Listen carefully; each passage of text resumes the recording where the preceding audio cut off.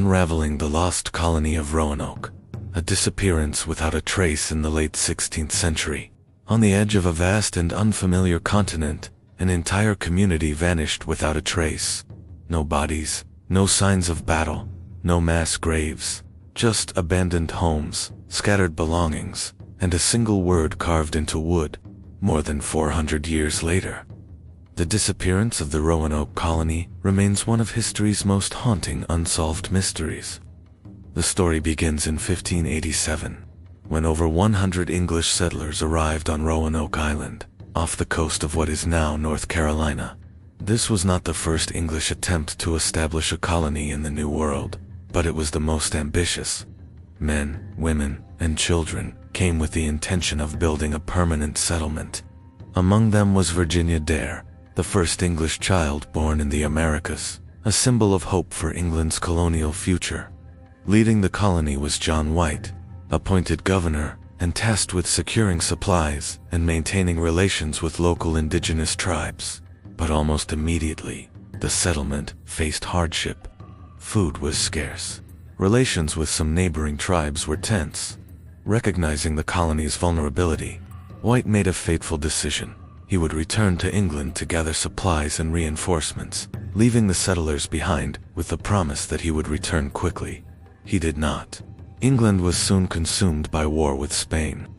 The looming threat of the Spanish Armada delayed White's return for years. When he finally made it back to Roanoke in 1590, 3 years had passed. What he found would become one of the greatest enigmas in American history. The settlement was deserted. Homes had been dismantled, not destroyed, suggesting an orderly departure rather than a violent attack. There were no signs of struggle, no remains, no obvious clues except for 2 carvings, the word Croatoan etched into a wooden post, and the letters Crow carved into a tree. No cross or symbol indicating distress had been left behind, despite prior agreements to do so if the settlers were forced away. Croatoan was not a random word. It was the name of a nearby island, and also the name of a friendly indigenous tribe with whom the settlers had previous contact. To John White, this suggested a possibility that the colonists had relocated voluntarily, seeking survival rather than perishing in place. One leading theory proposes that the settlers integrated with indigenous communities. Facing starvation and isolation, joining local tribes may have been their only option.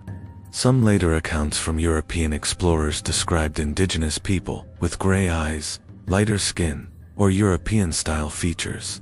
Archaeological findings have hinted at European tools and artifacts appearing in indigenous sites far from Roanoke, suggesting possible assimilation. But this theory raises difficult questions. Why leave no detailed message? Why abandon a settlement so completely without preserving evidence of their identities? And if they integrated peacefully, why did no clear record of such a large group ever emerge? Another theory suggests violent conflict. The late 16th century was a time of shifting alliances and hostilities. Tensions between settlers and certain tribes were real and sometimes deadly. It is possible that the colony was attacked, its people killed or scattered, and the site deliberately cleaned to remove evidence. However, this theory struggles to explain the lack of physical remains or signs of destruction. Even the most thorough attack rarely leaves no trace at all.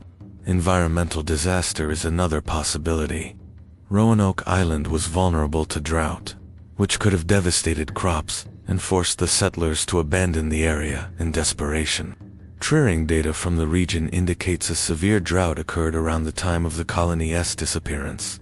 Starvation may have driven the settlers inland or toward coastal tribes in search of food, a process that could have fragmented the group and erased their trail. There is also the theory of attempted relocation gone wrong.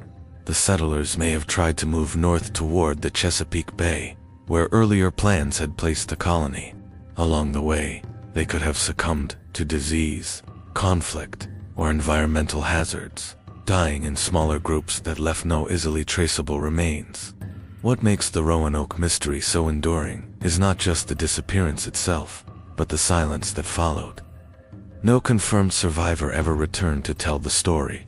No definitive evidence has surfaced to close the case. Each theory answers some questions while raising new ones. The word Croatoan remains the most tantalizing clue. Was it a destination? A plea for help? A marker left in haste? Or a deliberate message, meant to be understood only by those who knew where to look? Its meaning has become symbolic of absence itself, a single word standing in for more than 100 lost lives. Roanoke exists in the space between history and legend. It reminds us that early colonization was not a tale of steady progress, but one of fragile footholds and constant danger. The settlers were not simply explorers. They were families attempting to survive in an unfamiliar world, with limited support and overwhelming odds.